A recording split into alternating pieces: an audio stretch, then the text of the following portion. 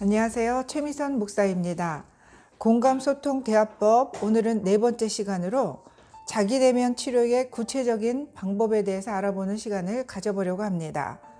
첫 번째, 감사하는 생활을 생활화한다. 마음이 힘들 때는 감사 묵상을 하는 것이 좋습니다. 가족이나 지인이 나를 힘들게 할 때 감사 묵상 그의 장점을 30가지 이상 묵상하고 기록해 보는 것입니다. 그리고 매일 5가지 이상 감사 묵상을 기록합니다. 우리가 감사를 생활화하지 않으면 출애굽 시대의 광야 백성처럼 매일 은혜 가운데 살면서도 결국 그 원망과 불평 때문에 광야에서 기업 없는 삶으로 삶을 마치게 됩니다. 원망과 불평은 내면 세계를 황폐하게 만드는 것입니다. 하나님의 뜻은 항상 기뻐하고 범사에 감사하고 쉬지 않고 기도하는 삶이기 때문입니다. 두 번째는 기도하는 생활입니다. 이스라엘 백성들은 어려운 일을 만나고 절망이 되면 바로 원망, 불평을 했습니다. 그러나 광야 훈련을 잘 이수한 지도자 모세는 문제가 나타나면 바로 엎드리고 또 기도했습니다. 하나님의 해답이 올 때까지 엎드려 기다린 것입니다.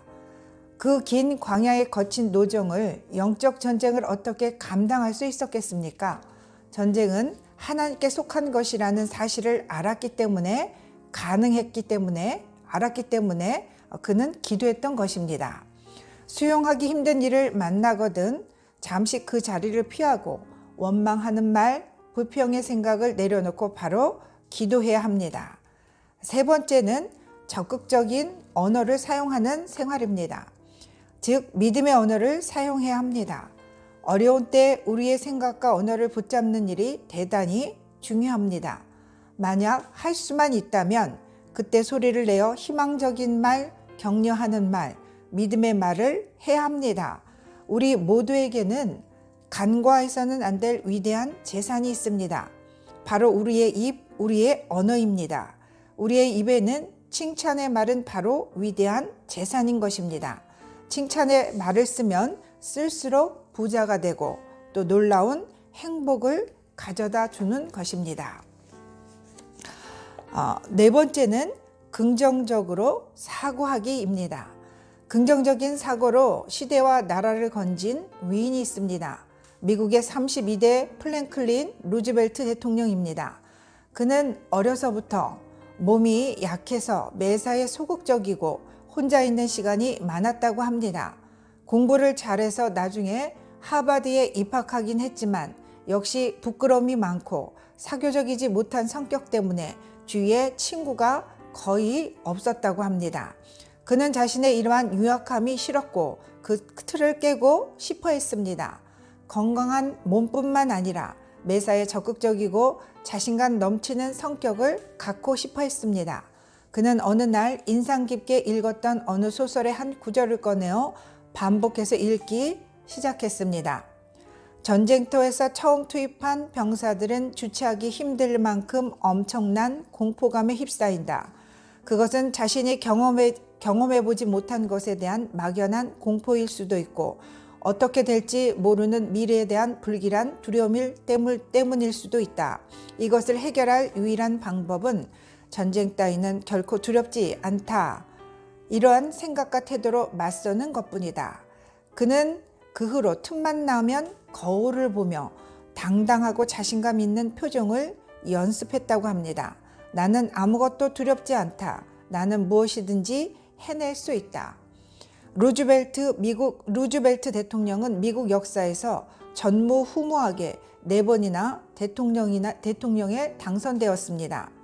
또한 집권 중에 최악의 국가위기 상황인 대공황과 2차 세계대전을 겪었지만 국가를 위기에서 구해내고 미국이란 나라를 세계 최강국의 반열에 확고부동하게 올려놓는 미국 역사상 가장 위대한 대통령으로 추앙받게 되었던 것입니다. 5번째로는 칭찬과 격려하기입니다. 대화할 때는 가능하면 다른 사람들을 많이 칭찬하는 것이 좋습니다. 누구에게나 장점은 있습니다. 상대의 결점만을 보려하지 말고 장점을 발견하도록 노력해야 합니다. 그리고 그 장점을 솔직하게 칭찬하는 것입니다. 칭찬은 상대방만을 위한 것이 아닙니다. 오히려 자신이 말에 깃든 영적인 힘의 축복을 받기 위해 하는 것입니다.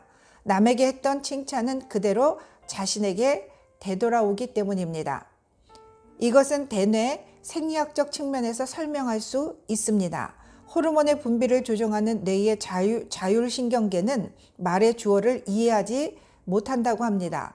다시 말해서 당신이 누군가에게 너의 미소는 참 아름다워 라고 말해도 주어는 이해하지 못하는 자율신경계는 주어를 이해하지 못하는 자율신경계는 내 미소는 근사해 라고 착각한다고 합니다.